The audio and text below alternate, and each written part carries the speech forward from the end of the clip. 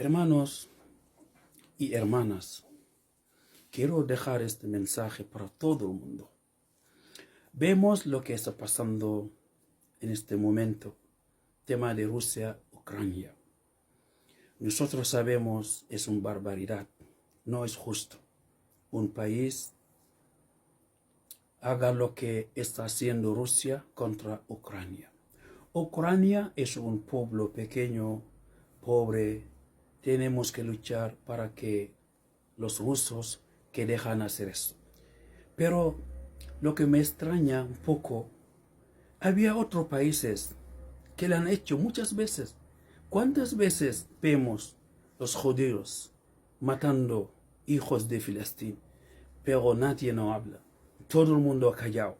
Estados Unidos ha callado. Unión Europea ha callado. Todo el mundo, nadie no habla. Pero ellos también son humanos. No solo los ucranianos son humanos, porque son europeos. Pero los filistinos no les importa. Eso no es justo. Yo no estoy de acuerdo con Rusia. Yo no quiero la guerra. Nadie no quiere guerra. Guerra es mal. Porque vemos niños, están matando niños inocentes, están matando mujeres inocentes, están matando abuelos inocentes. Eso no es justo. Esto no es justo, de verdad. Yo estoy contra la guerra. No quiero guerra. Yo estoy aquí en España, viviendo bien con mi familia, gracias a Dios. Gracias también a España. España es un país de paz. España es el mejor país de Europa para mí. Para mí, España es el mejor país en el mundo después de mi país.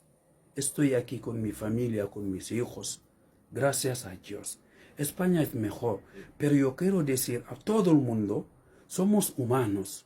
No son los musulmanes, son los humanos, los demás son humanos. Los musulmanes no son, ¿cómo quiero decir?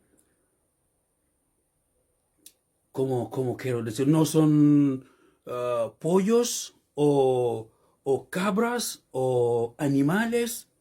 No, son humanos. Son nuestros hermanos también.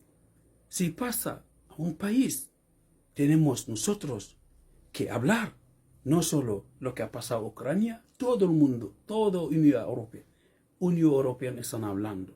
Pero cuando los judíos, Israel, están matando a los filistinos, nadie no habla. Eso no es justo. Esto no es justo de verdad. Hablamos de verdad. Yo soy persona. No me gusta lo que estoy viendo en televisión.